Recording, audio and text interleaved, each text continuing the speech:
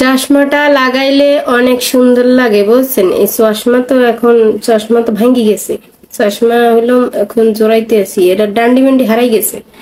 ডান্ডি হারাইলে কি হয়েছে, এখন এইভাবে করে দেওয়া যাবে না চোখে। ও এটা উল্টো হয়ে গেছে নাকি? না, উল্টো তো হয়নি। এই ফ্যারটা দিয়ে বাঁধে।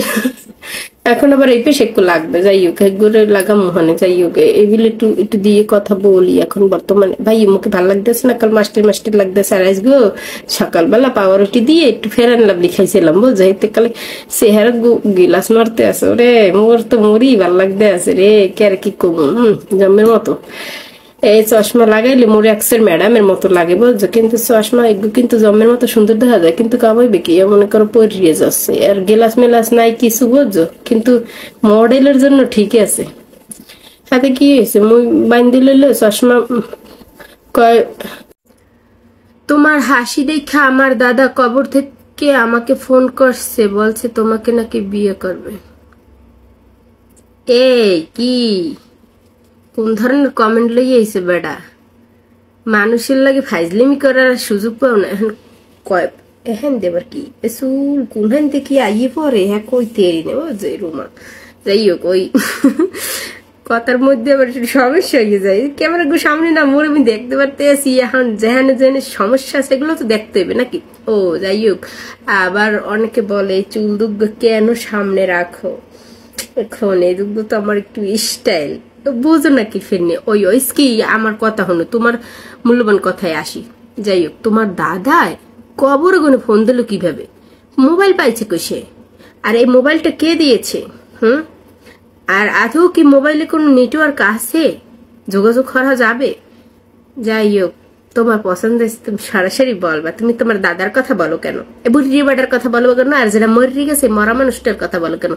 এখন এই মরা লাশটার লই মুই কি হরম? এটার লই সংসার হরা যাইবে? এটা কি মোর বাজার সদাই করিয়ে খাওয়াইবে? মুই জোলাবর মুখি হই পর তোর কল্লা চাবাই সেবাই খামু। যে বুড়ি একে তো বুড়ি বেড়া তোর দাদা, দ্বিতীয় তো মরে গেছে, তৃতীয় তো মরা লাশটা দিয়ে মুই কি হরম? তুই যদি বিয়ে হর হলে ক, রাজি থাকলে এক চাপ তুল্লুত করে মুই রাজি হয়ে যাবো। কিন্তু সমস্যা আছে বুঝছো, এক সমস্যা আছে। এই দিলই তো বড় টেনশনে আসি। বিয়ে তো করতেই পারি, সমস্যা নেই, কিন্তু ওই মোর জামাই দই দিয়ে তোমার এমন ও তুমি তো বিয়ে হরবা না না। তো যাই হোক, তোমার আবার বলি কি আর এই দেখো এই দেখো দেখো কানের সে মানে পুরোটা বড় কি একটা জগতে আসি, যাই কিনি হেয়েই সমস্যা হইয়ে যায়। রোমার দেশে আসি, বাংলাদেশে গেলে ভালোভাবে চলতার মনে দেখিয়া হুন্না সুন্দর করে কিনতে আর এখন বই তার ওই বিলে পারি না, মানে বিদেশ। ওটা হয়েছে কারাগার, বসে জেলখানা, হ্যাঁ না আসি। যাই হোক, ওই তোমার দাদার দিয়ে কোন কাম হইবে না, মরা মানুষটার দিয়ে কোন কাম হইবে না। যতই পছন্দ হরুক, আর আসলে কি তোর দাদা মরছে না উনান চাপটি মেরে রয়েছে আলার ফলে শয়তান ফোন করছে, যাই দেখ কি ধরনের কথা বলিস। কবরে কি মোবাইল চলবে? মোবাইল কোনো একটা দেওয়াই যায়, কিন্তু মোবাইল তো সে মোবাইল তো চলবে না, সে মোবাইলে কাজ করবে না। এখন এই যে সমস্যাগুলো তুই তোর দাদারে লইয়েছি কি ফের নে, তুই থাকতে তোর দাদারে লইয়েছি কি ফের নে আগে হেয়ে ক তোর তোরে তো মনে করো যে হোগাবিলে গাছে উড়ো মারতে মারতে, বুঝোস নাই? আর তোর দাদাই তো মরে নাই, লেরের হয়তো যাই মনে করো যে কোন চাপটি মেটে রয়েছে এলো এলো এলো করে হান বইয়ে ভালো ইয়ে যা শেষরামি করিস না, কেউ লোমাসোমা কমেন্ট করিস না বুঝছো।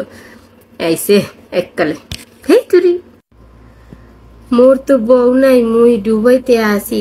এখন ঘটনা হলো বিভিন্ন মাইয়াগো কথা মনে পড়ে, এই রোগ থেকে মুক্তি পামু কেমনে মোরে একটু কইবেন? কি রে ভাই, তোমার চরিত্র তো ভালো না, সমস্যা আছে চরিত্রের মধ্যে। এখন এই চরিত্র ধোলাই করতে হইলে কি করতে হইবে জানো? তোমাকে আমি বলতে আছি সমস্যা নাই, চরিত্র খারাপ হইলে ভালো করার ওষুধ আছে, নাই যে তা না, অবশ্যই ওষুধ আছে। আমি তোমাকে বলতে আছি সুন্দর মনোযোগ ধৈর্য মনে করো, একবার শোন মাও মোর কথাগুলো, মোর পদ্ধতিগুলো তুমি ব্যবহার করবো বুঝছো। হ্যাঁ এবার শেষের রেজাল্ট শেষে বাঁচো না মরো হেতার মুই পিতের মনে, বুঝো না ব্যাপারটা?